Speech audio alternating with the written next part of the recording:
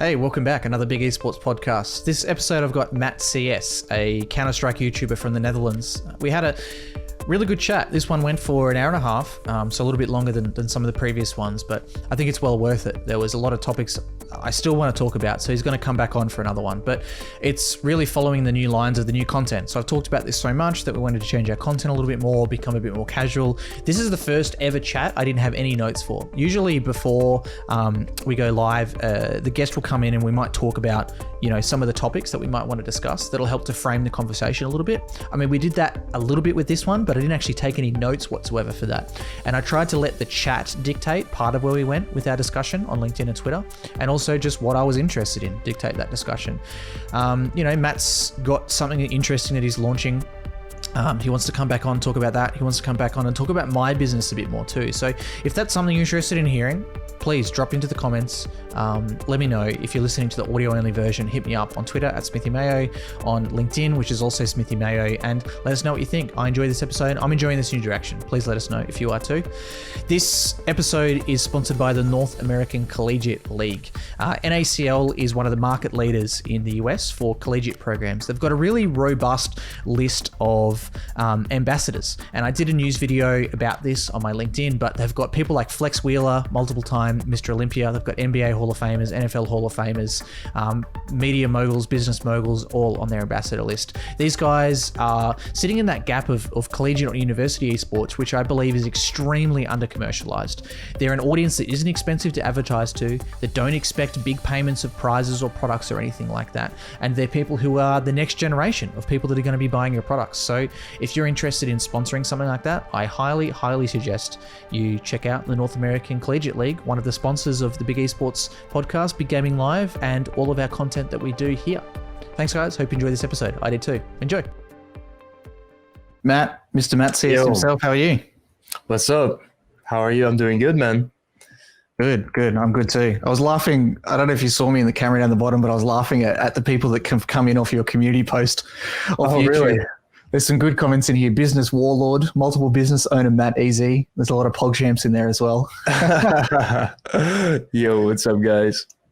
It's good to see your fans come in. Yes, sir. So for those people who are watching live, I've now got some people coming through on LinkedIn. Hi to those people who are commenting there as well. So if anyone's watching live now on LinkedIn, we're also live on Twitch. Also, this will be a video podcast later on a YouTube channel, and it'll also be an audio only podcast. But Matt, we've got a lot I'd like to talk about. This is the first ever time I haven't written down any topics whatsoever. I've got in my mind a few things that I'd like to talk about because I know we talk quite a lot on Discord. But before we get into that, can you give people just a bit of an intro into yourself? What do you do? What do you do day to day? Who are you? All right. So I'm a Counter-Strike YouTuber full time. I like sharing my daily life on my second channel. On my main channel, I upload Counter-Strike videos, and yeah, that's basically my life. I run a few websites next to that, and it's very simple, very basic, and that's basically it. Yeah, like to keep it simple. What? Yeah. I guess the first question, because I covered this in some other stuff that I did before with like Fusion Droid. Why do you have two channels? And I think this is probably more for LinkedIn people. Why do you have two separate channels? Right. So I see channels more like as a business. So one business attracts this certain type of people, and then the other attracts another type of people. So what I did was I have my main channel, which I see as a gaming channel. And then my second channel is more of a personal channel where my real core fans would follow me. And I hate calling my viewers fans. I don't even know why I say it. But yeah, the people that actually really like me more, they go to my second channel and follow me for a more personal life or videos, Yeah, and I guess that's something that we talked about a bit. Like my last couple of podcasts, for better or for worse, and they're friends of mine, Fusion Droid Dantics. They don't really have a life. It's mostly work. But I know, after you and I talking a bit on Discord, you've been trying super hard to really work on that work-life balance. So you've done some things like, I know we talked a little about cold showers, and you've also stopped using social media pretty much altogether, right? So how does that work for you? You're literally a social influencer by creating videos on YouTube, and you don't use social media anymore besides making videos. How did you decide to do that? Well, I think social media can be used as a tool definitely. So that's what I use it for. I'm currently on TikTok, so I can't say I'm not completely using social media. I still use YouTube. Obviously, it's a social media, but when it comes to me for social media, it's like you can use it as a tool or as entertainment. And usually the gap between the two, like the line kind of fades because I just get bored sometimes and you pick up your phone and you scroll on Instagram and you're like, I've already, like, why am I scrolling? But there's nothing to see here. So I decided to just get rid of Instagram, Twitter, because it was doing worse for me than it was doing good. So I just decided to eliminate those, save time. And yeah, that's it. Was there like any, I don't know, documentary you watched, anything you read, any podcast you listened to that made you like realize that? Like, was there one like catalyst that made you stop using social media mostly? Not really. Although a great series or documentary I've seen on Netflix, which I'm pretty sure everyone has seen, is The Social Dilemma. It was pretty good. Yeah. It wasn't really making me stop using social media because I already knew the negative effects of social media, regardless of that. Just for like mental health, like social media, I don't know why it's called social because it just makes you compare yourself to everybody. Like, come on, man, you don't have to do that. Yeah. And I know, like, I think so many more people are recognizing that now, right? Like, even one personal example for me is a company that's involved with us, PlaySide Studios, and they're going through a public listing at the moment. And their CEO, Jerry Sakas, is, always on Instagram, very prolific on there. And he fits the typecast perfectly. He wears the nice clothes. He has the nice car, that kind of stuff. And he has a lot of influencer friends. But even he's decided to dump it recently. And it's really interesting to see these kind of people who, most of his friends are on Instagram and he's made business through there. It's pretty funny to see people drop that. For me, I feel like I almost feel sick when I use social media these days. It's like something inside my brain is trying to scream at me to like stop scrolling, like you were saying, and then my brain just keeps on wanting that dopamine hit. And the only other time I ever experienced that was in Minecraft. I think I only played it once ever, but I couldn't get off the computer and I felt so unhealthy that I'm almost scared to download and install that game ever again because I just felt super addicted after like half a session, one session. Because you couldn't find diamonds, huh? You just couldn't stop mining. Exactly. And just like mining into the earth nonstop. And because you're not playing on survival mode, you can play forever. There's no reason to stop, right? Exactly. Yeah, same for social media. You can keep on scrolling. And the thing is with social media, it's a lot of fun things on there. And people say like, well, you could just use social media and only follow the people you actually enjoy. But guaranteed, when you get on social media, there's always some bullshit you don't want to see on there that's going to bring your mood down. Always. And to avoid that, you have to avoid social media. And I've tried that so hard, right? So like my Twitter, I took this from a guy called Jamie Skeller on there. He said that he's extremely he pays extremely close attention to who he follows on Twitter. So he only follows people for very specific reasons. And it's funny because, as a side note, you unfollow people that get pretty angry. I've had some pretty angry people in my DMs for unfollowing them for whatever reason. But, I've tried to be very strict with that. And then on top of that too, I've built like this long banned word list as well. So I've banned words like government, Trump, and then Scott Morrison, who's like our prime minister, Dan Andrews, who's my local premier, because there's all news about coronavirus. I think I've blocked coronavirus as well. But the thing that always gets me is the trending on the side. I can't block the trending tab, and then you always see something on there, and you see Trump trending, and you're like, "What has he said this time?" You gotta click on it, and then like you said, you just whether you want to or not, you're all of a sudden you're down the rabbit hole. Flawless Twitter design. Yeah. Yeah, it's like, it's in the social dilemma, right? It's designed to be addictive. Exactly. So, yeah. Do you find that with video games too, or are you able to like separate yourself pretty easy from CS? Because I guess the other question to ask that I should have asked is how much is CS a game and how much is it a job to you? Is it still fun to play? Yeah, I see it like as both, but I don't play CS when I'm not recording. Let's put it that way. So how I see it is like I limit my time that I'm playing a game. So I'm not playing all day. The recent Call of Duty, though, I ain't even going cap. Like, I've been playing that a little bit too much. But for CSGO, I limit my play time because then when I do play one game, it is way more fun opposed to playing 10 games a day. And I have a lot more energy. So if I get into the mindset of recording that one game that I do play or two games, I get a lot more a higher energy because YouTubers usually are themselves on camera, just a little higher energy. And yeah, I don't really have any problems with video gaming and addiction. Maybe, as you said, like when playing Minecraft, I'm just doing too much useless stuff. But Yeah, yeah. No, I feel that for sure. Do you think that, do you feel that you can play video games for as longer sessions as you always have been able to? Because this is something I've been asking myself a lot. Like when I was younger, Battlefield 2 was my game. I mean, so much so I got a tattoo on my leg of the logo. And I used to go to my mate's house at like 5 p.m. after school or work. I would play nonstop until 7 a.m., go to sleep. And the only reason I would stop is my brain was so broken down that I just couldn't get frags anymore. I would go to sleep for like 4 hours, wake up, and I just keep playing again. But I feel now like, that was what, 18 years old. I'm 29 now. I feel like after like 2 games of Dota, I'm more than done. After like 45 minutes I've been playing a little bit of like that Jedi MMO with my girlfriend. Like after an hour, I'm so done. Like I need to get off. Is that, do you find similar as well? I'm 21 and I started playing games when I was like, I don't know, ever since a kid. Actually, I can't really put an age on it, but I really don't know. I used to play a lot longer though, but that was Call of Duty. And CSGO I've never really played that long, like in a day. And the most games I've probably played in a day is like 10. But then you're really done with it, to be honest. I can't play more than that. It's not like my brain is fried after that, but yeah. No, not really. I don't really have that. I could probably still play long ass times. Yeah. Yeah, I've been trying to think about what it is. I don't know if it's the game. I don't know if it's just getting older and just not wanting to play as much, but I just feel like there's nothing I can do for, I just can't sit in front of a PC for 12 hours and encapsulate like I could with Battlefield.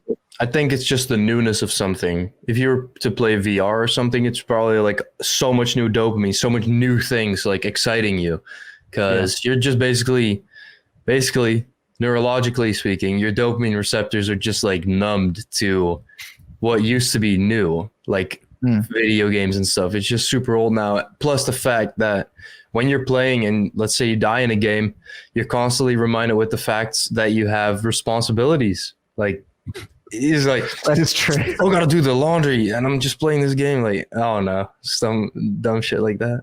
Yeah, that's pretty true. Actually, I do remember. I do remember at one stage being pretty addicted to Dota 2, and I was a journalist at the time. And I remember writing articles while I was dead in Dota 2, like alt tabbing out. I think that was like peak video game addiction for me when I was like, okay, I need to relax this a little bit, have a bit of separation. That's insane. Yeah, I mean, that's why I was like a I wouldn't say a pro player. I was like a semi-pro player in Counter-Strike, and I think that's why I need to. I don't want to call myself Joe Rogan, but I think there's something that resonates really well with me. What he says is like he's had to distance himself from Quake because he says when he goes back and plays Quake, he gets into it 100%. And that's why after I quit CSGO, like I don't really play it all anymore because I don't want to get into that again. I don't want to be playing, 30 hours a week while working full time. Like I got to leave that behind me. That's 2 full-time jobs. Yeah. Yeah, it was nuts. Would not recommend. Try sleeping. Hell no, that's not happening. Yeah. Well, it's all right to do when you're younger, right? Like when that was 19 to 23, I did that. It's around those ages, so it's all right. But yeah, time catches up, man. So how do you balance everything then? You said multiple full-time jobs. So you've got, what does your plate look like? You've got your personal life, you're lifting some weights, doing some fitness stuff, you're looking after your health. You've got multiple websites you're already running, some you're launching. You've got your YouTube business, you do your own sponsorships. You don't, as far as I know, you don't have a manager there either. So how do you balance everything? Actually, I think YouTubers are quite lazy, to be honest, because uploading one video a day probably doesn't take longer than 5 hours of work a day. If you compare that to hard labor, it's nothing, to be honest, in work hours. But this is the thing, because recording and editing requires a lot of creative energy, which you only have so much of. It's like not comparable to, like actual like hard labor. So what I like to do is do things that kind of help me boost this sort of creative energy, because I want to optimize that and I want to work more, but you get tired out from like this creative energy. And the way I kind of go at it is I like to have a set schedule because you don't have a boss. I don't have a manager or anything. So I try and kind of build a structure for my own life, which includes, well, first of all, eating healthy, going to the gym, and taking cold showers, for example. Yeah, I think those are very important. And my current day, I guess I would describe it as let's say a perfect day for me would be waking up at around 8 to 9 a.m. Then I edit the video that I recorded the day before. Then I go to the gym around 3 p.m. till 4 p.m. I have that scheduled in every day now. Then I get back from the gym and the pre-workout's still hidden. So I get home, I record a little video. That's the recording I edit in the morning then. Yep. But I also edit that. I cut that up a little bit. And perhaps I'll do another recording. Sometimes I do one game that I play. Sometimes I do two. And next to that, I'm always on Discord, like managing my websites that I currently run. So 2 simple websites to be like, keep it simple. They're just super simple websites. One's affiliate marketing. One is a giveaway hosting platform. And I have put 2 of my friends on there to manage it for me because it's, I don't know, I wanted to give them like jobs as well. And it takes a little bit of work out of my hands and I don't mind giving up a little bit of revenue. So yeah, that's basically what I do. And next to that, I also have a new project that I'm working on. I can't speak too much on that, but that's requiring me to have 2 to 3 calls a week with the team, just half an hour discussing everything we've done and where we're going and stuff. There's a good question in the chat from 92x76. I don't want to ask it, but not exactly in the same words they said, but where does the motivation come from for you? Because I feel like you said that YouTubers are lazy, and I think it's true sometimes. Like I think they can, especially when they see success and they start seeing money roll through. And usually I'll see a lot of YouTubers, they'll go through like peaks and troughs, and usually the trough will be money/view related.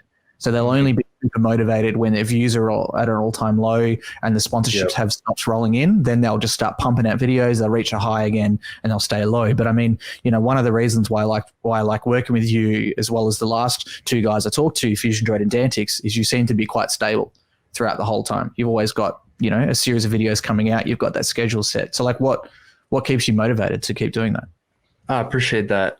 Thank you. So what motivates me is like as of recently, I've been thinking. 2 months ago, I was like really thinking to myself. Just did a little bit of soul searching, if you'd call it that. And I asked myself, what do I really want to do on YouTube? Because I'm at this point where basically, if I uploaded a video a month, I would be able to live off it. And obviously, that just means that my actually I could quit YouTube already and still make money not doing anything because of the websites that I currently run, because they're passive income. But so money wasn't a motivation for me anymore. So I had to look past that. And that's a little weird because first of all, you start YouTube and you don't know what you're getting into. You get your first big video and suddenly you're able to make money off it. Like, oh, that's new. That's cool. You don't have to, work in the supermarket or something.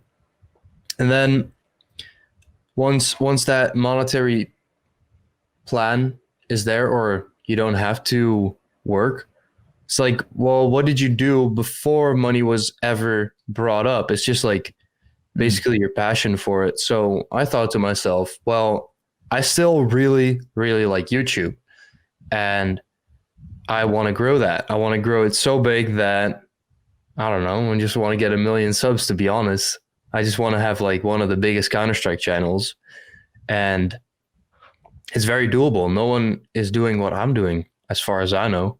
So yeah, if I don't know, there's always spots for people at the top. That's what I think. So I'm just going for the top, and that's my current goal. Because you're pretty young. Like, did you have to work hard pre-YouTube money, or was that kind of your first job that you got into? Yeah, man, this is funny because I used to always have like shitty jobs. So when I was 14, I had a paper route. I was a paper boy, so I did that for about a year or something. Yeah. That was the grind. I mean, good times though. I was listening to some Logic back in the days, just delivering the papers. It was pretty alright job, but didn't make shit. Like, what was it? Like max $150 a month or something. It was pretty decent though. It's some good startup money, but then I also filled shelves in the supermarket. So just like, what do you call that actually in English? Like what do we call it? Like like a stockist or a shelf stacker, people often call them, because you're like stacking products on shelves. Yeah. That's what I used to do for about a year and a half, combined with a job in a laundry service. Yeah. Yeah. And that was really the worst job I've ever had, to be honest. I was working in this laundromat and it was so humid. It was like the hottest week in the Netherlands in the past 12 years or something, I believe. So I legit almost had a stroke. I passed out there and it was just like such terrible work. I didn't want to do it at all. And whatever, that was just pain. It was at the beginning of my YouTube channel though. I did have the struggle of, real life jobs, I guess. Real life jobs. This sounds so weird because YouTube is such a new thing as a job. But yeah, I used to have regular jobs and had to grind for it.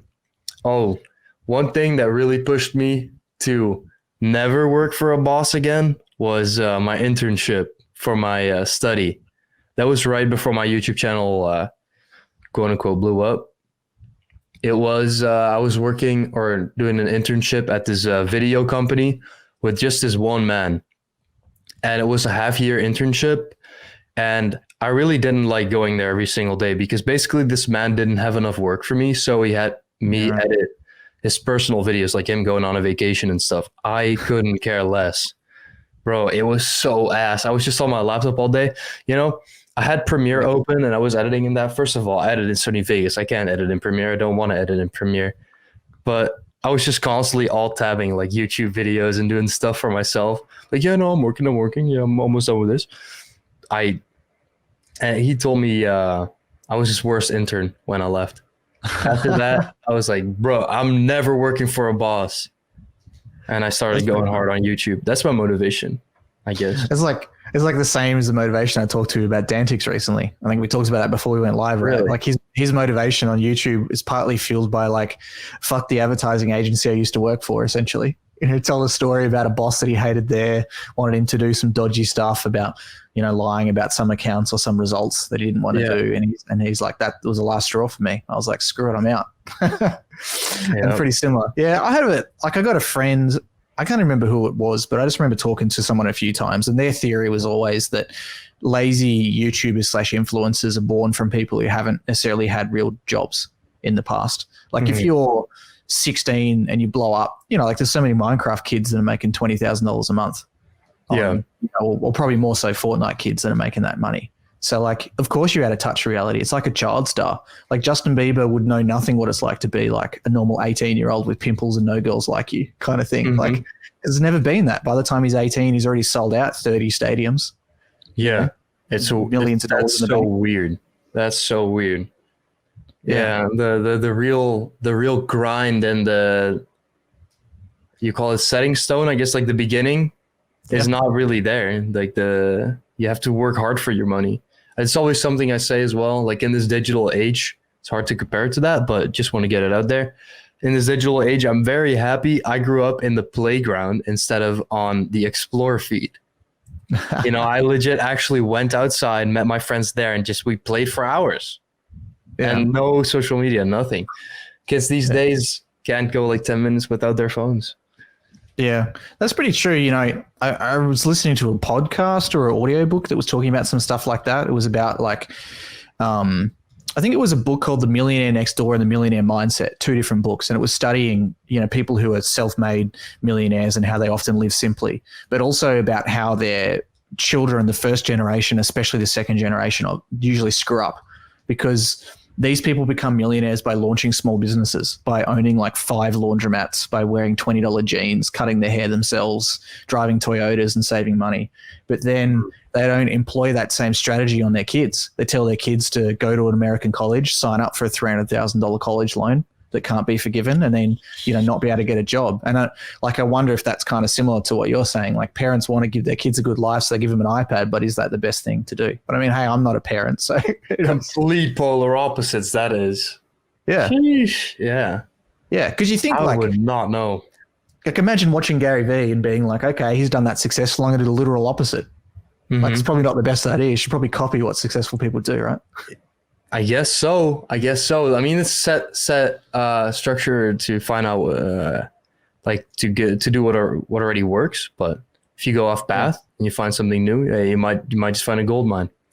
So is that your motivation then, to never have those shitty jobs again, like paper route, laundromat, internship, editing some guy's selfie videos on holiday? Well, that used to be my motivation. Okay. So this is what I think is super important. I think Jordan Peterson said this. He said you have to have a goal where you're going, and you have to have something you're running away from. Because a lot of people can set a goal, but they don't know what they're running away from. So sometimes you might lose motivation for your goal, and you might lose track of that. But then you look back, and you look at where you don't want to go, and you make sure you run away from that. So the jobs is what I'm running away from for sure. Never going back to that. But the goal I'm running towards is something beyond me, way beyond me. Something I can't put into words, basically. Yeah, right. That makes sense. Something like so big, like. Do you watch the UFC at all? You into MMA at all?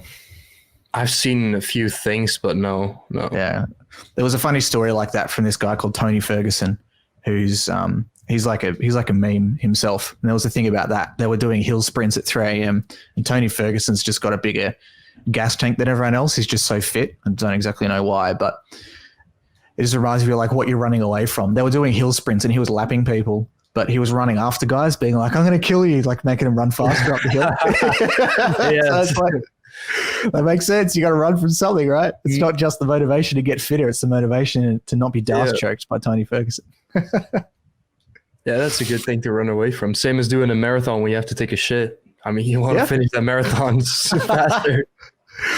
Yeah, either fast or you want to walk slow. It's not what I thought we'd be talking about today for sure. There's an interesting comment here on LinkedIn that I wanted to address as well from someone. So I'll read it out and I'd be interested to see your response. So it's from AJ Jellicoe. I hope I pronounced his last name right. But he said, man, I admire you. As a digital marketing manager and a gamer all my life, having freedom to go wild on content design, letting creativity raging is the best.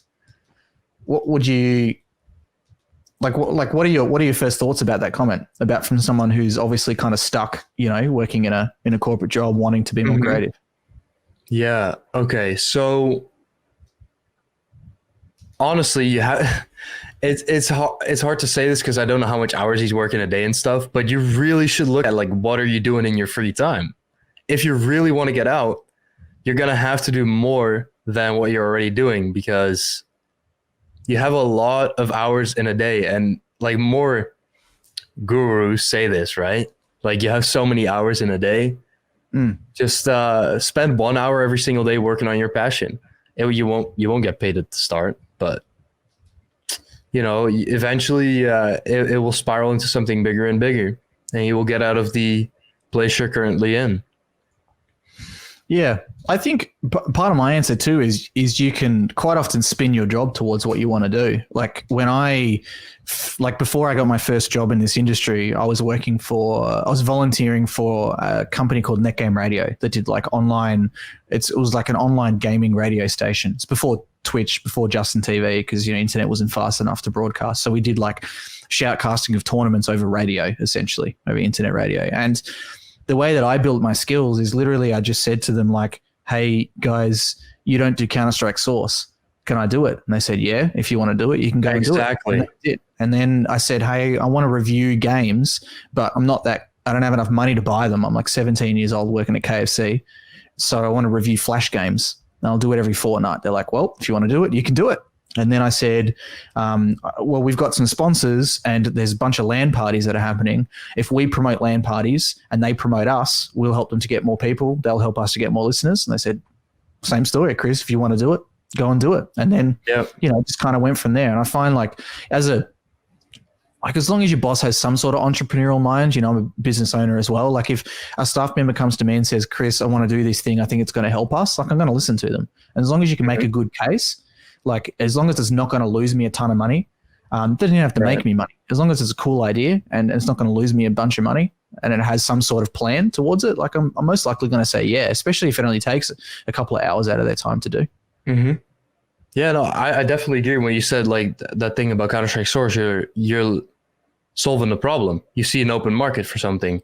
You look at their product and you look, well, I have a great expertise in X and you're missing this, and I can bridge the gap and make your company flourish because I'm just solving a problem. I like to always think to myself, I could basically succeed in every single company that I would work for just by observing what's going on. Probably need like 2 to 3 months to completely investigate myself into the business because I don't know anything about just a random topic. Let's say I work in a business where you have to book flights or something, right? I wouldn't know anything about it. Just have to invest myself into it for 2 to 3 months, and then perhaps I can look for problems and look for ways to optimize this business. That's kind of the entrepreneurial mindset as well, I guess, where you just constantly look for problems and you want to solve them, because honestly, the biggest money is being made in solving problems and bridging gaps and making connections in between things that weren't there before. Yeah, that is true. And I guess like changing topics slightly as well and seeing a lot of stuff come through. Like this is probably another question for LinkedIn people. As a YouTuber, how do you connect with your fans? Go on. Sorry. You go for it. What I think is super important, and I always look at this as the most important thing, is comments. I don't say it enough in my videos because this does boost my comments a lot. I always say like, yo, I read the comments, guys. I did that on my last video. My comments went up by a ton. And I love reading comments because I'm always refreshing and I see the likes and I see the views. And obviously I care about that because that's basically people like the video and how well it's performing in the algorithm. But the comments are something more personal. And I thought, well, how can I expand on this? And that is by basically growing a Discord community. So that way I sometimes join the voice chat and I just say what's up to the people, and then you actually get to talk to them. And it's weird because sometimes people just completely go silent. They're like, oh, no way, Matt, this is really you. And I'm like, yeah, I'm just Matt, but whatever. That's just interesting. Like that way of connecting to your fans is really, really important to me. Yeah. And I find that too on, because I guess for those people who are following here, from your YouTube posts that have zero idea who I am. So for their reference, I create a lot of content on LinkedIn. Like that's my platform, because most LinkedIn content, to put it nicely, is terrible. Mostly is just business people who have no idea how to make content, just posting shitty fake stories with lots of hashtags and pretending they know about stuff, gassing themselves up, with like humble brag stories and just a lot of weird stuff on there. And it's part of the teething issues of being new. But I find very similar too, not only just for the algorithm boost, but also for people to feel like they're connected, is I'll always reply to like as many comments that come through as possible. Mm-hmm. But the thing that's hard for me, and I guess you do live streams too, is I'm seeing all of these comments come in from your fans and I want to reply to every single one. But if I do, we're not going to talk about anything at all. Yeah. So like, how do you balance that between like being available to them, but not like being the slave to, 100,000 people that want to talk to you all the time? Well, that's a thing. You also want to make sure that is some sort of an attraction point when you get something, when you really want something and you get it, then eventually, well, what's the point in wanting it because you've already gotten it? So if someone really wants to talk to you, then that's fine. Like that's one thing, but you can't reply to every single one, because if you do that, well, what's the point? Because then you're not really exclusive anymore, right? That's also a thing. So they're going to expect it too, right? If you reply to everyone. Yeah. Mm-hmm. They're like, well, I don't know. I think the exclusivity thing explains it pretty well. Like you don't want to be available to everybody, basically. Yeah. So what you're saying is you basically got to play hard to get. Kind of, yeah, but also, I like getting more personal on my second channel, and people that really want to get to know me, they'll find that channel, and they deserve it. I feel like. Yeah. Yeah, that's an interesting comment for sure. I guess like, a thing that resonated with me, right? Like something that happens all the time in business, especially on LinkedIn. Everyone wants a coffee meeting. Everybody wants just a short 15 minutes of your time to get to know you. And when I first started running my own company, I fell for that trap. And my old, like one of our investors, who was also our vice president of business development, was like, Chris, you need to do less meetings. You're not getting any work done. Because all I was doing was meeting people, drinking way too many coffees, or having hour-long calls wasted. Where at the end of the call, it's like, yeah, we should definitely do something together. And then the narrator is like, and they will not. I'm not on LinkedIn at all. I don't know about that, but yeah, it seems like a lot of people just want to leech off your energy and waste your time. Just kind of get inspired, and I don't know really what that whole world is like on LinkedIn. Like, do people really leech that bad of your like expertise, I guess, or what is the point of those calls? What do they call it? There was a term for it in the show Silicon Valley. They call it brain rape. That happens sometimes in esports where people just want free information out of you. It happens a bit in media as well. Like I see influencers in the sense of like media influencers. So they do content, but also they work for like Kotaku or something like that. They talk about that a bit. Everybody wants to, like the thing that makes my eye twitch is pick your brain. Everyone wants to pick your brain for free. And they're like, hey, I'll even pay for the coffee. It's like, cool, that's $3.50. Or for me, I'm a cheap ass. So that's $1 at 7-Eleven. So like, that doesn't pay for my $250 US an hour for our consultancy rate. And I've got a business to run. So I got staff to pay for, some of my staff, they don't live at home anymore. They've got, they've got their own money to pay. And that's a responsibility for me. Like you said, with your mates, right? Like I feel the responsibility to be able to continue my business to fund my staff to live. So that happens. It happens all the time. But I guess like the same kind of thing would be if you were just like, well, shit, I need to pay attention to my fans. They love me. I need to spend 4 hours in Discord every day playing Counter-Strike matches with them. But all of a sudden you've spent 4 hours playing games that you haven't recorded and you haven't edited. And then you can kind of spiral from there. Yeah. It seems like time wasted. If I'd get into a LinkedIn call, I'd be like straight up, what can you help me with? Quick, get it out there. Quick. No. Well, I can see no coffee. We're doing espresso shots here, boy. Let's get it done. I can see someone in my chat who that's basically what she does for me. So I hired a virtual assistant to do a couple of hours every morning that basically triages my LinkedIn messages. That's one of her main jobs. I think I see you tweet about that a few months back. Yeah. So you get spammed by bots too much, so you hired someone to actually go through those messages for you. It's not even bots. It's like people as bots. Yeah. I mean, it's no different to you, right? Like I'm sure, like so many YouTubers, you just get spammed all day with like, please promote my, random terrible RPG app. I'll give you like 1 cent CPM, and I'll give you $1 for everyone who downloads it. And you just got to go like, but it takes time. It takes time to like read, delete. Because you don't want to just like control A delete, because there might be an offer in there for, 10K or something that you want to actually do, right? Yeah, pretty similar. So how does like you mentioned like you're running a couple of businesses as well, right? So can you lay out exactly what those are besides your YouTube channel? Yeah. Okay, let's get into the promotion, boys. Yeah, let's get it. Okay, so basically one website is an affiliate marketing website. And in the Counter-Strike scene, there's a lot of e-gaming companies, a lot of gambling companies and websites. And basically these websites offer you a free bonus when you sign up on the website and you use a certain code. So what I did was I went on all these websites and I put in my code so people can use it. So now there is a website that puts all of these codes into one place. And that is that website, BetRefs. Let's name drop it, boys. BetRefs.com. That's the website. And it's simply a website with advertisements on it for all these different websites. Just a little hub for all of these websites in one place.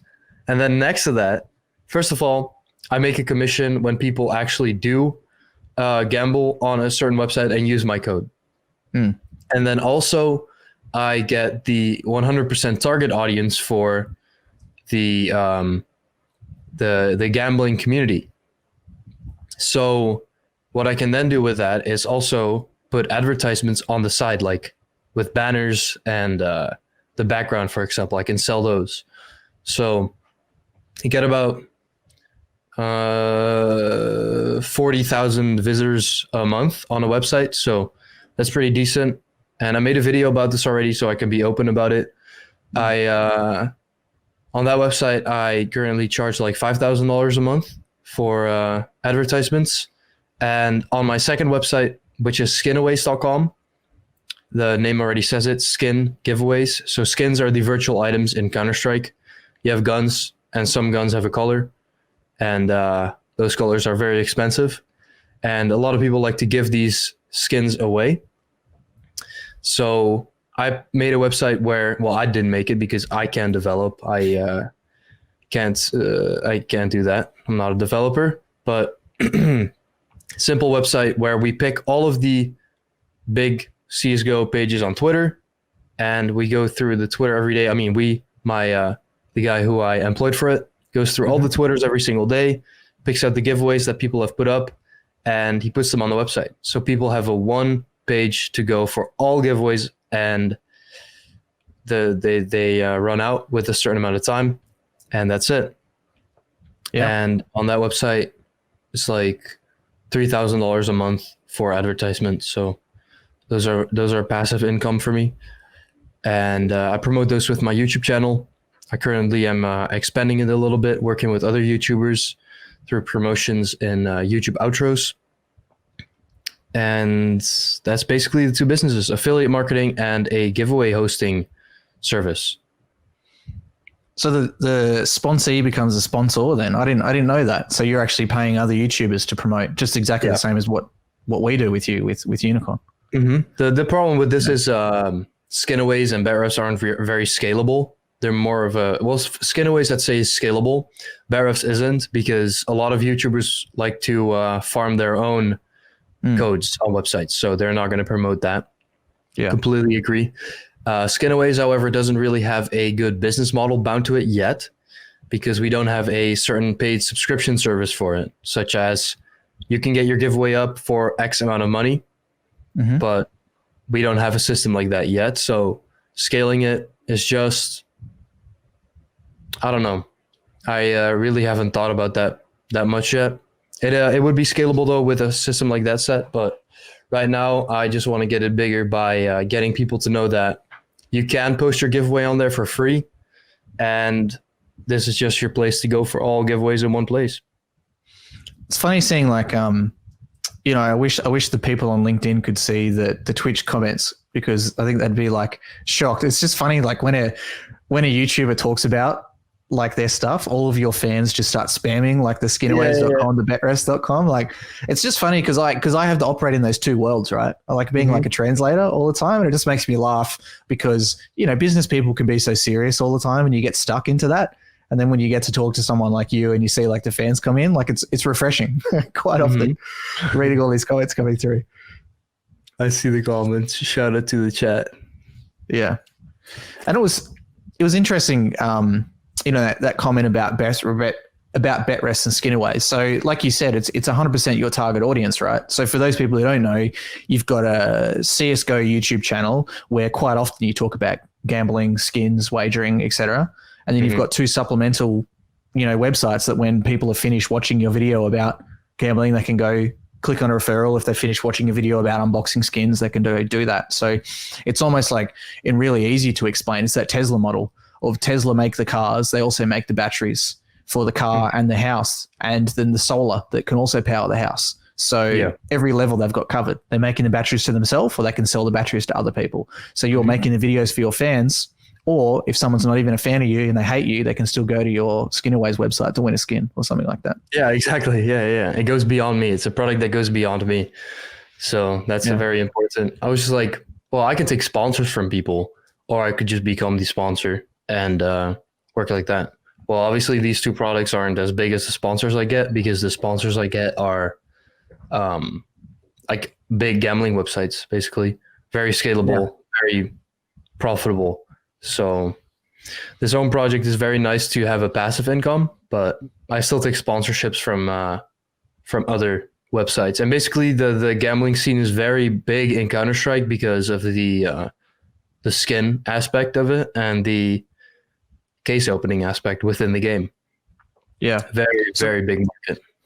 And I mean, that's another question. So what do you think of gambling as a whole? Like, do you ever tussle with the, potential thoughts of people spending too much money on gambling and you being like a person that pushes people towards that? Like, how do you deal with that?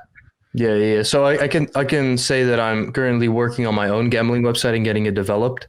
We're actually almost close. We're almost done with the website. So this is the first time I'm ever delving into this. But what I think is super important is getting people to know that gambling is really addictive. And none of the websites out there seem to actually care about their users in that way because, well, it's an easy money grab, so why would you? But I thought to myself, well, if I'm going to be the best website with the best and most fun game mode, because this is the first thing we solved, like, why would users go to our website opposed to others? So we made sure we had the best game mode. Then I thought of ethical reasons because a friend of mine is very big on that. And it really put me to, okay, so this might sound weird, but I was just like, one morning, I was like, damn, I'm going to just take some shrooms, go into the forest and go just really think about this. And I came back with the conclusion, and I don't recommend anyone doing this, by the way, but I came to the conclusion I need to have an ethical gambling website because this is solving a problem. Because first of all, I thought, okay, so I'm going to be taking other websites' users and bringing them to mine. What would make my website a better environment for that user?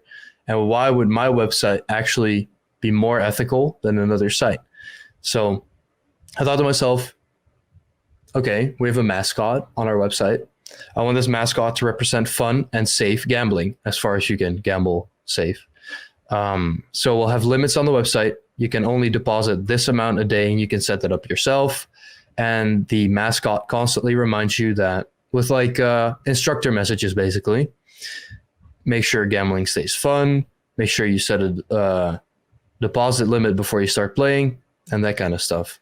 Next to that, I want to turn over a profit of the website towards charity.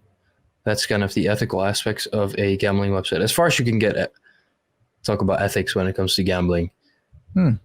That's interesting. Yeah, that's really interesting. I know we've done a lot of work together before with Unicorn, and I know that they implement a lot of those betting limits as well for the similar reasons you were talking about. Talking to one of my friends who works there, even from a business sense, it's if I bankrupt my fans, how are they going to use my website? Like if I ruin their life by giving me money, it's not. It's pretty short-term thinking. It's kind of like cigarettes. You're actually killing your customers. Yeah. So like you're not going to have customers for a long time because you're literally killing them. Yeah, exactly. They're not going to be able to be around again. So yeah, that makes sense to me. So it's pretty interesting. Like, once again, you're coming that full circle, I guess, where you're the sponsee, you're the sponsor, and now you're, not just making affiliate websites, you're doing it all yourself. Is there concern from you that you're going to lose that revenue from the current sponsors that are coming through? Because obviously you can't own a website and be promoting other ones at the same time. I could, but the master plan is for that to set me financially free. Talking about millions, baby. Billions. I don't even know what I'm going to do with that money. In my mind, I'm already there. But okay, so what I think is, well, the master plan's always been I take the sponsorship money and I use that towards building my smaller projects, which now generate just income for me. Those projects made even more income, plus the amount of money I made on YouTube advertisements. And I put all of that money towards the project I'm currently working on and I just talked about. Yeah. And I'm going all in. There's no, basically 100% risk. Yeah. Well, I mean, that's how you do investment in many other areas, right? Like people will, like there's an interesting thing I remember reading once where it was saying like an entrepreneur with multiple income streams, people will call that risky. But the answer on the other side could be, well, you've only got one job at a supermarket. Isn't that pretty risky? Because you've got one source of income that you're feeding your family and your mortgage off. And if you get fired, that's it. But, and the other aspect to that too is people will put their wage into a house, but then buy one house. And then once they pay that off, use that to leverage a second one and use that to leverage a third one. And that's kind of what you're doing here right now. You're taking one, a group of smaller revenue streams and trying to pump it into a much larger revenue stream together. Yeah. Yeah. Because you could sit there making your, however many grand a month you make at the moment, but it's, you've obviously got that growth of your channel, but it's not exponential at this stage. So if you really want to get there, you've got to save that pool up and then use that pool for something decent. Yeah. I like to think big. Like, as I said, way beyond me, something I can't even put into words yet. I just see it as like smaller projects fueling another project and then going from there and leveling up and leveling up. It's kind of like a video game, This gambling website will make me like, if you look at gambling websites and how much they make, if this is going to be as successful as I think it will be like massive. It will genuinely be massive and set me financially free for the rest of my life. But then I have to look at what's the next project. Like, will I start a SaaS company? Will I start like the new Facebook or whatever? I don't know yet. I just know I need a lot of money for a big product like that. So that's the first problem I got to solve. There's a good comment in here from Joel Chippyway. MattCS, the kind of guy to gamble on making a gambling website. Wait, what? You're gonna gamble on making a gambling website. Yeah, it's true. That is true. I like it. That another thing that you said that really resonated with me is you said, in my mind, I'm already there when you're talking about, making the big bucks. So there's something else that I've heard a few times, and I've talked to my girlfriend about this in length because, like, some of my friends and family will often say, like, when I'm rich or if I'm rich or if I'm successful. But for me, it's never if, it's when. There's no doubt in my mind at all that I won't, continue working hard and become successful in one form or another. And whether money comes with that, sure, like often it does. But for me, I want to do something, like you said, bigger than myself and to make some sort of change in some area. And I think that's an interesting thing. And there was a quote I've been trying to remember where, it seems to be quite common within entrepreneurial people or successful people in sport or whatever else. There's no thought of failure whatsoever. Like if you're an MMA fighter and you're going into the cage thinking that you might lose, generally you will. Like you can't have any doubts in your mind. You got to kill or be killed. And I think that happens a lot in business as well. All of the successful people I know, unless they've just kind of accidentally gone viral, which happens sometimes, there's absolutely zero thought in their mind that they're not going to be successful. And if they fail, they just get on the horse and, they go and do something else because they know that they're just destined to do it. Yeah. Yeah. It's all mindset. Honestly, that goes way further than I don't know. It's just like the law of attraction and like manifestation and the way the energy you output to the world is what you get back type thing. So if you already think you're there and you're living like you're there, then there's nothing really stopping you from actually getting there. I already think in my mind I'm a millionaire. I constantly make jokes about it, like, oh, CEO, billionaire. But eventually it adds up and puts me into this environment in my headspace where I'm actually like there. Yeah, yeah. It's like the gym, right? Like how many dumb people have massive six packs and are ripped? Because literally all they do is they found one guide where they work out 3 days a week. They do push-pull legs. They bought a $150 dietary guide 6 years ago on Facebook, and they just follow that to this day. And that, it's not like to get ripped. It's not rocket science. It just takes discipline. It just, you don't eat over your calories. You just go and do basic compound lifts. You could literally do it just by squatting, benching, overhead pressing, deadlifting. Don't even have to do bicep curls and you can get ripped.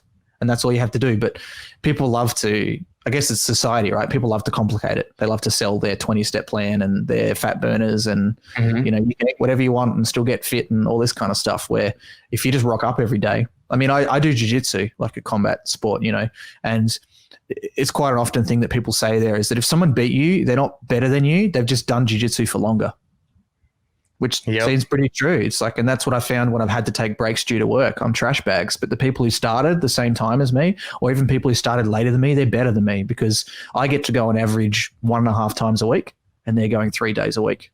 Mm-hmm. Uh-oh. What happened?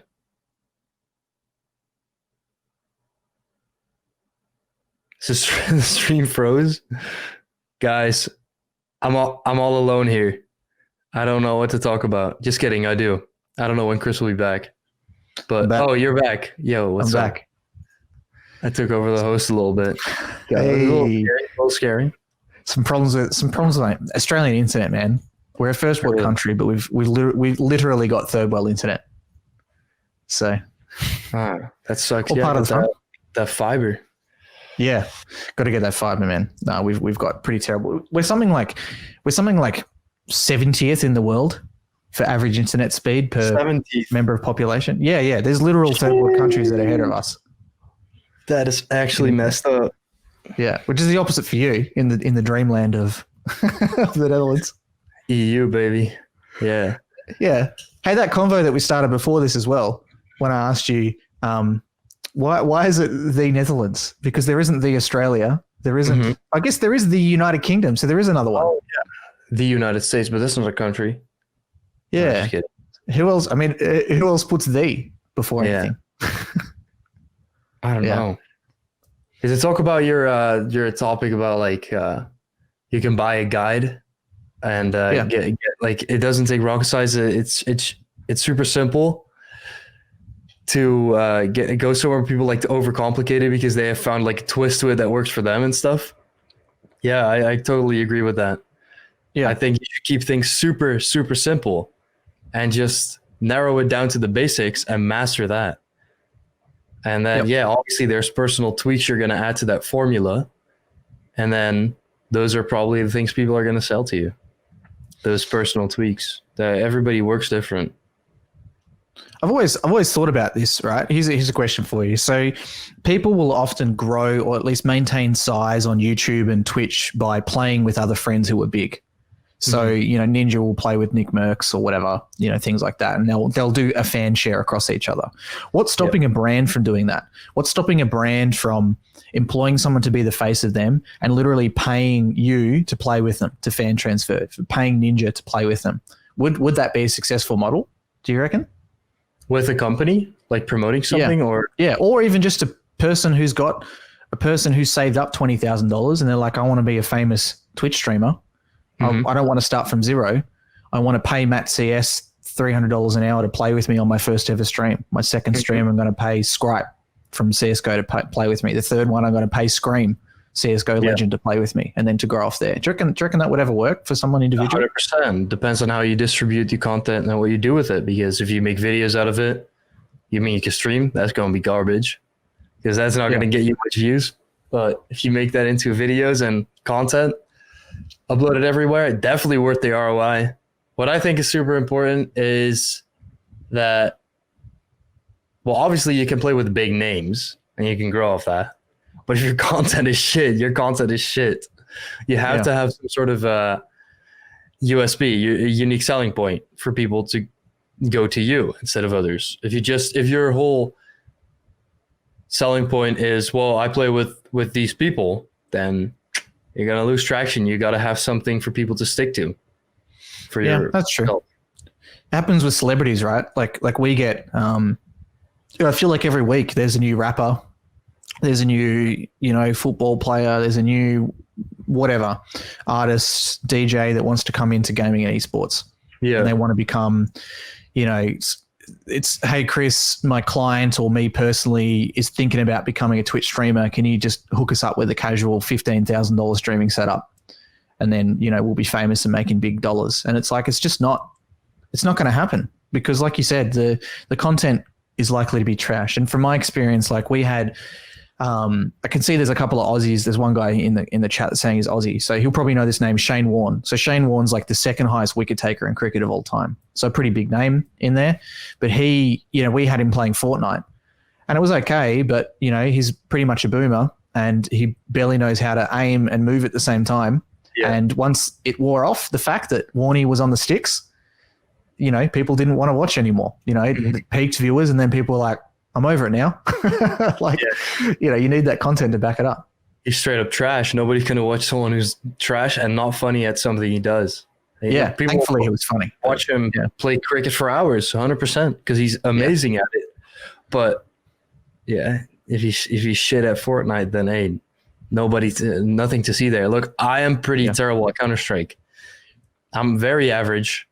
Gold Nova 3, which is like the exact middle rank of Counter-Strike. But I just know how to edit my videos a certain way. I know how to present myself a certain way, which if I were just to upload my gameplay, the video would be a 3 out of 10. Mm. And that is like on the low scale, like not a 1 out of 10 as in performance wise. But actually that doesn't make sense what I just said. I'm really talking about the YouTube analytics page. It shows you how well your video is performing. 1 out of 10 is perfect. 10 out of 10 is shit. But okay, so in a rating way, my skill is like a 3. My acting or the way I present myself is like an 8, and the way I edit is, let's say, a 10. I really like my editing. I'll put it at a 9 to humble myself a little bit, but that balances out. So personality and the way you go about your content is very important to me. Yeah, that's pretty true. And I guess it's probably another great topic. I mean, for anyone who's in the Twitch chat that wants to start creating content, or anyone watching on LinkedIn, or the business people, really is about that. It's like, you don't have to be the best player, because it's a common misconception for people in business that Twitch streamers are pro players. They're not. Like Ninja is better. Like Ninja's probably, you could say top 5% in the world for Fortnite. So he's better than 95% of people that are watching him, but still he's got nothing on the actual pros. Who are playing the game. But sometimes, like you said, your rank is like what, solid middle of the pack, 50th percentile, or 60th percentile or whatever, in everyone. But it's the value that you bring is through your humor, and you can see that. I mean, you can see that from the Twitch chat, right? Like everyone's commenting like inside jokes and that kind of stuff. When we first started, everyone's like spamming CEO. Before you talked about BetRefs, everyone's spamming the BetRefs link in the chat and things like that too. So you got to resonate with your fans some way, right? Yeah, super important to find out what you cater to. So like one of the other things I want to talk to you about is like the sponsorship, because this is how we know each other. So for quite some time, we've been advertising with our client Unicorn through you. So Unicorn, UNIKRN, a wagering company globally, offices in Australia, Berlin, the US, etc. They've got some interesting game modes that they do, because most gambling websites are just you bet on team A to beat team B, but they've tried to do some different stuff, like you bet on yourself with U mode, which we've done. But the structure of the deal is what I want to talk about. So with Unicorn and a lot of other gambling websites, they pay really good referral rates. So if anyone signs up using your code and deposits $10, that's the trigger, you get a good amount of referral. And like, I don't think I can say the number, but compared to other brands I've worked with who aren't in gambling, it's even up to 100x more than what other brands will pay for a referral. But it's been really hard to convince YouTubers to do it, because if you're paying a really high referral rate, you usually want to pay a low upfront rate. Yeah. And it's been really hard in the past with, I've had to go through month-and-a-half negotiation processes before for like coaching the manager, because the manager just wants to get that money up front to show their YouTuber that, hey, I've got you a pretty $15,000 deal. They don't want to come through and be like, I've got a deal that's under your asking price, but you could potentially make a bunch more money. So like what made you want to go with that deal? Was the potential payoff of the conversions coming through like something interesting to you? You just want to try out the brand? Like what's your motivation there? First of all, as you said, the product of Unicorn is very unique. Like you can bet on yourself. I see that as a way to make my videos entertaining. So it definitely is it's a very good fit for my content. That first of all. If it wasn't, then I wouldn't have taken the sponsor in the first place. And what I also think is important is when you compare it upfront payments opposed to let's say a referral pays you this amount of money. An upfront payment is nice and is good in the short term, but in the long run, I think it's way more important to build a relationship with a sponsor you actually think is great and has a great product. You see David Dobrik do this with what is it, SeedGeek? He's been working with them for such a long time, and they've built a great thing together. And I think that is very important. And then an upfront payment kind of eliminates a YouTuber or a content creator to have passion for the product they're working with. Because if you give them an upfront payment, it's like, well, that's easy money, bro. Just put a 30-second clip in my video, easy money. But if you actually have to have people sign up to a product that you genuinely like as a content creator, then it takes, like, you actually have to like the product to do that, you know? Yeah. And as a content creator, you have to be more put on the mindset of wanting to invest in yourself in the long term, because those referrals might not pay at all. You actually have to put in effort to make the video great, like the best. And you can't just put an advertisement on a shitty video, because the results will, like...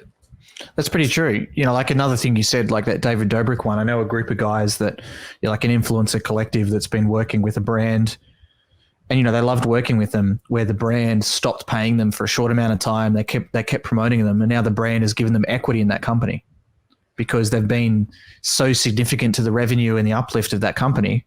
It's kind of like, well, you know, should we continue paying you guys $200,000 a year? Or should we just give you 1%, 2%, 5% of the company to continue that on, you know, release some special products with us and, you know, join in ongoing, which definitely makes sense. Because for my, like, the reason why Unicorn brought me on, a lot of it is they were just like, Chris, it's too hard. It's too hard to find the right YouTuber and YouTubers and Twitch streamers to work with. And I was like, man, this is going to be easy. It's going to be so easy. It was not.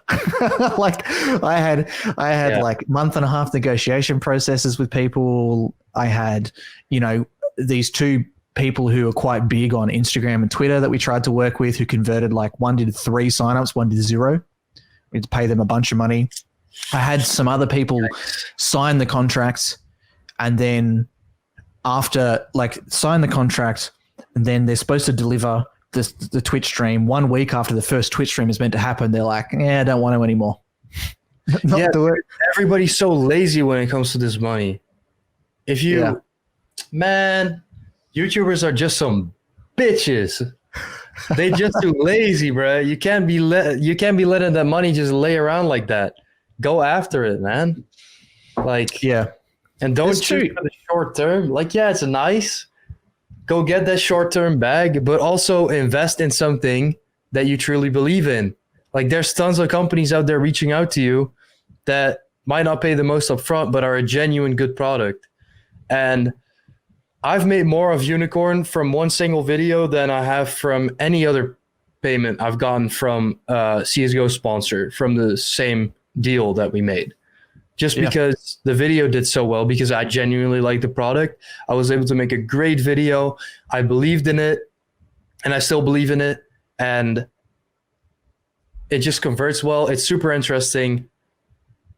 Yeah, that's what, I don't know. Yeah. Well, it's definitely working. Like for people watching, I think the last payment we sent to you, I think as a whole, you tripled your payment because of referrals versus what the upfront was. So if the upfront was 1,000, you made 3,000 essentially because of that. So it worked in the end, and it's because of the same thing. Like you put extra work in, and when you only needed to do a sponsored video, you also put an ad roll in there. Sometimes when you only needed to do an ad roll, you were like, screw it, I'm just going to do a whole sponsor video. Or once you're like, I'm just going to do a live stream and record that and then upload that as a video. And you weren't paid to do that live stream, but it was just all part of that. But the conversion worked, like, exactly because you said that. Yeah. I wonder, like, I've seen 2 different mentalities with YouTubers. One is yours, which is whenever someone offers you money, just take it. And I've seen other ones where YouTubers are like, I've got a rate, and if I get offered anything below 10%, 5% of that rate, I'm not going to take it at all. And I've talked to my mate Kieran about this. Kieran runs an influencer agency, super successful. He's like 19 years old. He's already bought his dream car. He's setting up a property business now. It's ridiculous. And he was of the opinion the same as you, where he talked to a YouTuber and they wanted to make, it was like a year-long agreement, and they wanted to make $275,000, and he was offering them $250,000, and they sabotaged the entire deal over $25,000. Over that 25 grand. They said it's either 275 or 0. And he was like, well, this is 250 more than you're making right now, which is 0. I understand that you think you can sell every video, but you can't sell every single video. So take the money, like, when it's in front of you. Where does that mentality come from for you? Is it because you're building towards that higher purpose? Like, take those dollars while you can? Well, I don't necessarily take money on every single video I make, because sometimes I promote my own websites, which makes significantly less money than I would make from an actual established website sponsor. But I think it's just stupid to not take money when you're able to, because you don't know how long this is going to last. I was in the CSGO community when gambling sites were absolutely outperforming any other community out there. Like CSGO skins used to be instantly tradable. You used to be able to send them back and forth in an instant. And then suddenly they got banned. Like you can only trade them every 7 days.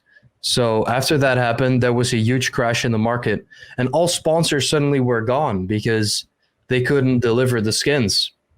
Yeah. Simply that problem. And that kind of made me realize that take the money while it's there, but make sure that the product is also good. Like there's tons of emails I get every single day from sketchy Russian gambling websites that don't look good. And I don't know, they're just overall bad websites, but they can pay me a lot of money, but I don't take it because I just don't believe in their product. Yeah. There's so many crypto gambling websites out there, right? Yeah, true. That are shit. You can trust any of them. Yeah. Yeah. I remember one approaching us to work with them and just being like, what's the likelihood this is a scam, and I'm going to be scamming YouTubers and scamming their fans just by getting them involved together. Yeah. That's something you have to look out for as well. You don't want to be promoting a straight up scam. Yeah. Well, one thing I want to talk to you about is, so you said you want to do a road to 1 million subscribers. Mm-hmm. How do you build that? Because you're obviously growing right now. How do you accelerate that growth? Oh, so I turned off my subscribers on my YouTube channel, and I just tell people at the start of my videos to subscribe. I just turned them off, and I say, like, guys, I literally have 0 subscribers. Please subscribe. Come on, guys. Come on. That's why there was comments in the chat then. Some people were asking, Matt, how many subs do you have? And I was thinking, it's obvious, isn't it? It's on his channel. Obviously not. It's such a big speculation. If people don't know what it is, then they come back. They keep coming back. When I'm at 1 million, they'll know.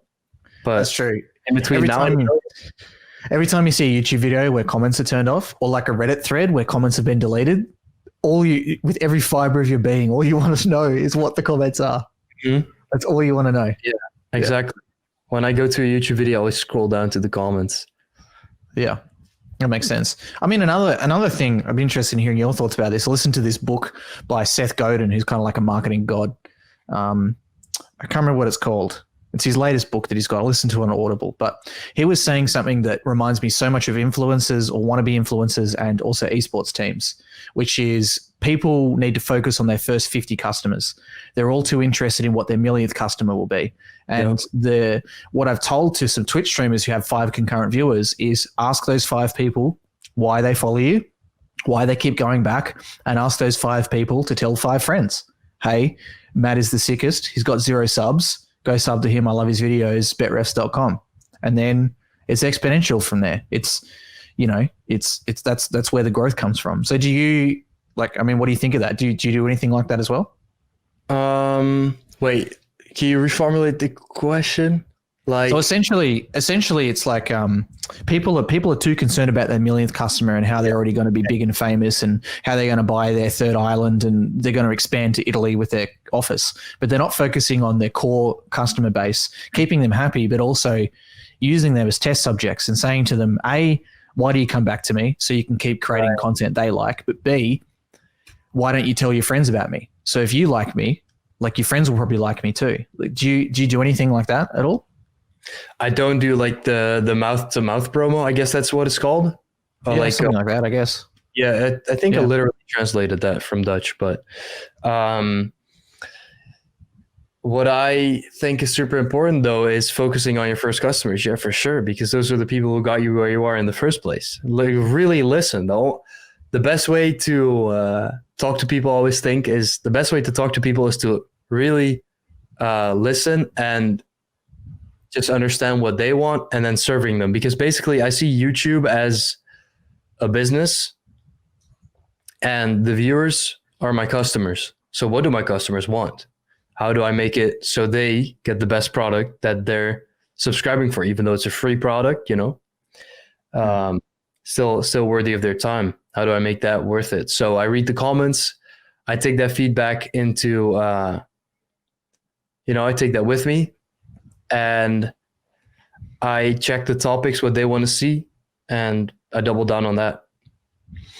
Do you get like you said, you read your comments a lot. Do you read the negative ones as well? How do you take those on board? Do you take content suggestions from the comments as well? Because there's two Yeah, questions in there. Yeah. for sure. I get negative comments, but not that many, to be honest. Like they're mostly like about Matt, you kind of suck at the game. Yeah, I know. Come on, man. Be original. Nah, I don't really get that much negative comments about stuff that I take to heart, I guess. But there's quite some good feedback comments. There's so much shit though. There's a lot of shit comments that don't bring any value, but they're just people who comment to comment, I guess. Yeah. Yeah. But you get that a lot.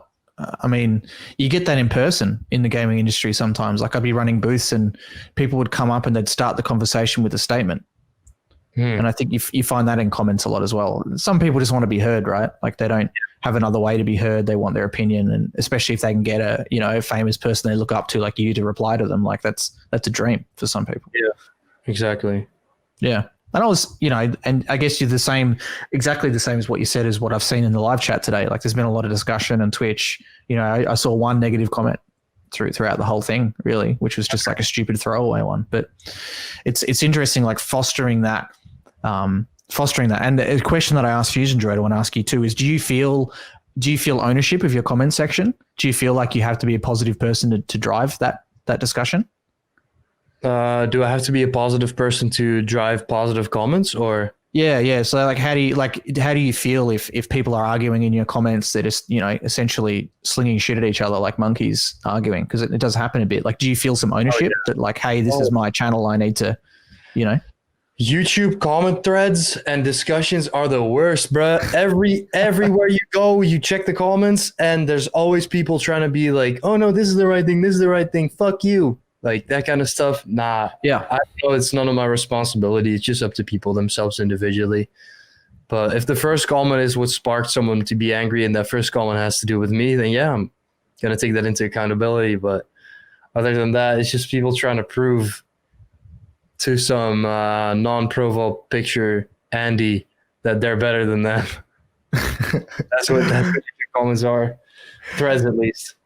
You know what's nuts about YouTube versus any other platform, like any other social media, is the name calling starts instantly.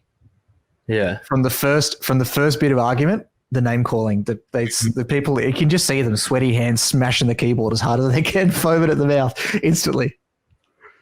It's crazy. Yeah, I saw there was a guy called Ryan, or Fwiz is his gaming name. He's like the head of gaming content at YouTube. He posted on LinkedIn today. All I read was the headline, but apparently YouTube's rolling something out that's like pushing people to generate more positive conversation. So I don't know if that means it's going to be an upvote, downvoting. I mean, I'm just guessing at this stage because I haven't read what it is, but I'm going to Google that afterwards. But it's going to be interesting to see.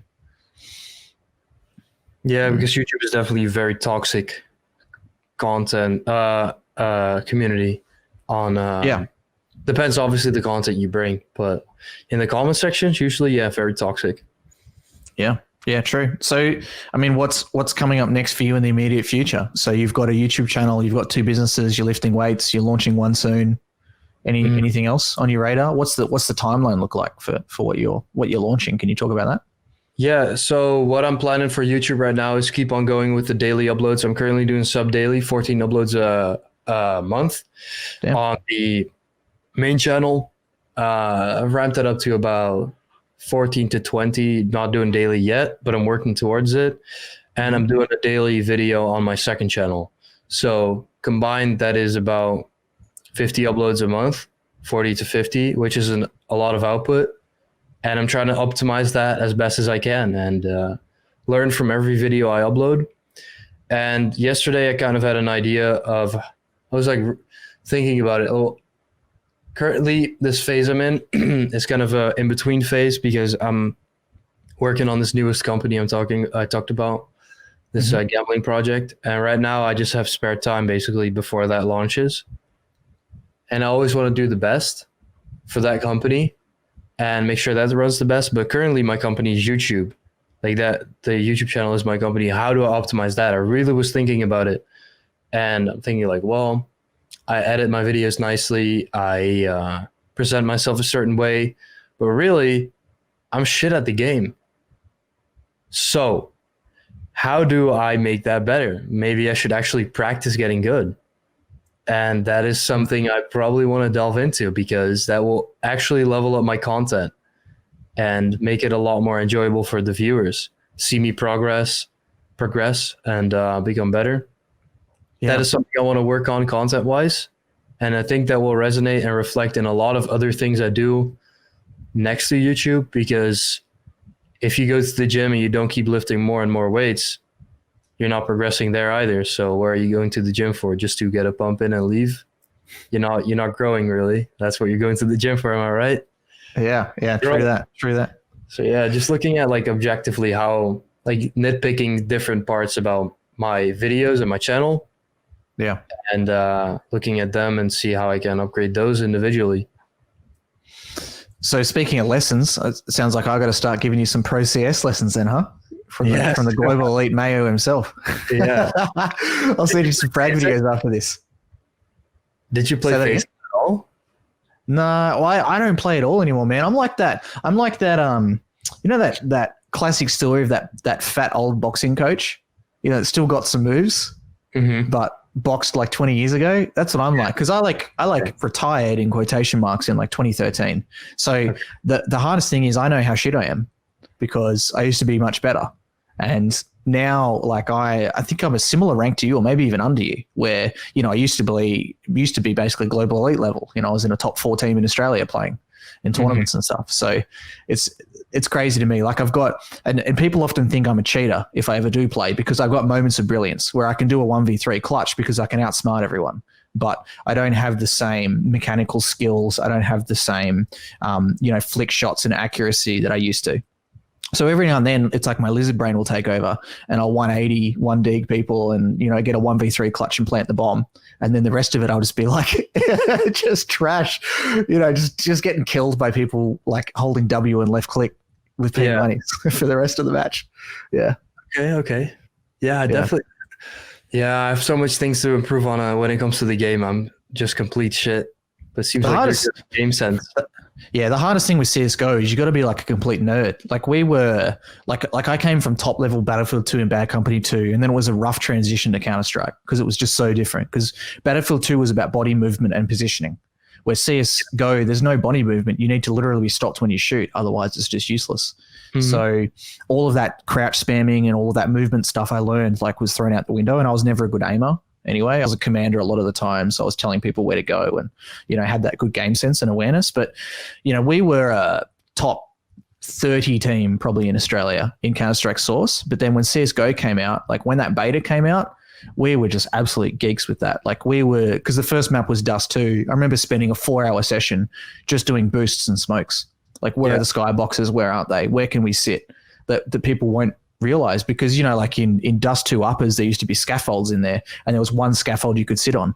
So on T side, we'd boost someone and we'd sit, outside there were scaffolds, and you'd boost out and you do that. So when you're in an eco and they've bought their P90s and whatever and their PP19s and they're trying to push through on their anti-eco, you'll be sitting there and they'll be, you know, foaming at the mouth typing on global chat, you know, how the hell are you there? Like geeks, but you're like, well, you can call me an idiot, but I just won the round. So, and that's how we became so good, just by being absolute nerds at the game. But that's also why we weren't number one in Australia, because we didn't have all the skills, you know, to wrap up that. We had great teamwork, we had great strategy, we had a massive strat book, and I've still got our strat book on Google Drive. There's 6 different strats on each side on every map. I've got a few of those still. Well, they don't even work now because the game changes so much, right? Like if I get onto train now, I'm like, what the fuck is this map? It's so, and Nuke is like 100% different. I wouldn't even know how to navigate Nuke right now because I haven't played really in 6 years. Talk about that. There's just a new update that came out for CS. Yeah. Yesterday night. Yeah. Finally, the 10th operation just launched. So a lot of new stuff, a lot of new content, new skins, everything is new. So gotta milk that. Gotta upload videos on it. Are you going to see a viewership spike because of that? Well, yeah, because I'm going to enjoy the game a lot more too. There's a lot of new content that you can go through. So I'm definitely going to enjoy that a lot. Yeah. Yeah. There's a bunch of questions in the chat, actually, people asking when your new video is coming out. So when is your next video? I got Sony Vegas open right now. I'm editing it. Oh, not right now, but working on getting that probably up to date, to be honest. Yeah. Cool, man. Well, I've had you for almost an hour and a half. It's been a good chat. Where can people follow you online for any of the business people that are watching you right now? The business people. So where you can find me is just on YouTube, MattCS, MattCS. And that's it. Just find me on my YouTube. That's it. I don't have a LinkedIn or anything. I should do that though, shouldn't I? Yeah, maybe. Like, I think Dantix has started to use his again. I saw Pokimane. She posted yesterday on LinkedIn, and it went kind of LinkedIn viral. Like, it got 600 likes on the post, which is pretty rare. You know, she was just talking about how she has just done some cool achievements. I think she was sharing an article she was in. It always surprises me. Like, LinkedIn seems to promote influencers really well on there. I see a lot of, you know, a few YouTubers I work with, they don't post much, but when they do, the engagement is like 10x what anybody else is. So it might kind of mini celebrities on that platform. Yeah, I guess so. Yeah, it might be. You know, I don't get a boost in the algorithm unless I make good content, really. So, I mean, LinkedIn, if you're watching this, I'd love to chat because there's some stuff I want to fix on your platform. Hit us up. Yeah. The closest I ever got was some agency got paid to teach people how to use LinkedIn stories. They were like, "You've been selected for this training program," and I was like, "I don't want it. Can I opt out?" Like, I know how to use stories. I've got Instagram. Yeah, different platform. Set that up for scaling and like getting my business to be bigger when it's actually up. But for now, I don't really see a point in having a LinkedIn up other than bragging. Like, look at my YouTube plaque, guys. I have a 100,000 subscriber plaque. Ooh. Hey, there you go. Those posts usually do pretty well. I mean, it's just like Facebook, right? If you think about your personal friends, if anyone shares they've got a new job, that usually goes nuts on anybody's Facebook. So it's pretty similar on LinkedIn. You share some, as long as you're not like, you know, accidentally taking a picture of your BMW keys in the background, but like it's like a brag on purpose thing. Like usually those kind of posts do pretty well. There's a really good Twitter that I love called The State of LinkedIn. And they share a bunch of things like that. Fake stories, people you know, showing off their Rolex and their BMW and things like that. Yeah. That's really good. I worked really hard for this, guys. I want to thank everybody. X amount of years in this company got me this new watch, guys. Yeah. There was a great one, which is like, you know, I'm not trying to brag, but, you know, just a massive shout out to like, you know, this Aston Martin dealership. Like, they were just so easy to work with when I bought a car from them. It's like, all right, mate. We get it. Cringe. Yeah. Oh, nice car. Yeah, exactly. And if anyone wants to contact you for like business inquiries, what's the best email? Sheesh. Well, my email is kind of weird, but it's judokus@msn.com. Judokus@msn.com. So yeah. Or if anyone wants to, you can just go to MattCS on YouTube, click the About section, and then there's a business email there too. You can just do the Prove You're Not a Robot. And MattCS.com. There you go. Too easy, man. All right. Well, thanks. It's been a good chat. You know, we talked about, the first time we talked about shrooms on the podcast. First time we talked about pooing yourself or doing a marathon. So, but it was actually funny. Like you mentioned before, we went live. This is actually the first time we've ever talked. And I said, like, I feel like I already know you because A, we talk on Discord over text all the time, but B, I'm forced to watch a bunch of your videos anyway, whether I want to or not. So I feel like I already know you pretty well. So it was pretty funny to, like, I didn't even realize that we've never even talked before. Yeah, I've seen your stuff too. So it was like, wait, have we talked before? Because I feel like we have. We've exchanged a lot of messages and we've seen each other like talk. So it's like, in our brains, we kind of know each other, but not like on a personal level. So that's interesting. Yeah. No, it's been a good chat. And, you know, I think some of the good cliff notes from this was, you know, talking about looking after your first 50 fans, making sure to connect with them, thinking about the purpose of like why you're doing what you're doing. And the motivation comes from not just where you want to be, but where you don't want to be or what you're running from. I think that was a pretty good chat too. And also, you know, how you structure your content. You're not the best player, but you've got the motivation to build that ecosystem within yourself. And success isn't a question for you. It's just when. It's just, you know that you're working towards it and that's coming out. So, and I think that's why we resonate pretty well. I mean, it's super, the last two influencers I talked to, as much as, you know, we all hate that word sometimes, like that's, you know, they've got the same mindset as exactly what you're talking about, which I think is why they're successful. That's why you've got a channel that isn't just a flash in the pan. It's not just you did a cool Fortnite trick shot and you got 1 million subs off that, and then your videos get 10,000 views after that. Like, it's quite consistent on that growth. Yeah. And while you're smaller than some others, you've obviously got hardcore fans. I think you've got less total subscribers, but more hardcore fans than most other channels do that I work with. Yeah, that's definitely important to me. Yeah, that's pretty something. That was a pretty good podcast. Yeah. Good, man. An hour and a half. Look at that. Second longest podcast I think this one's turned out to be, but we're both busy. So for anyone who's watching live on Twitch, I mean, the same as what Matt and I talked about. Give us a follow. If you got any feedback, hit us up at Smithy Mayo for me on Twitter. Or LinkedIn if you're on there, Smithy Mayo. There's a bunch of people in the LinkedIn chat as well. Always happy to take feedback, and hopefully people are enjoying like the new direction of this podcast.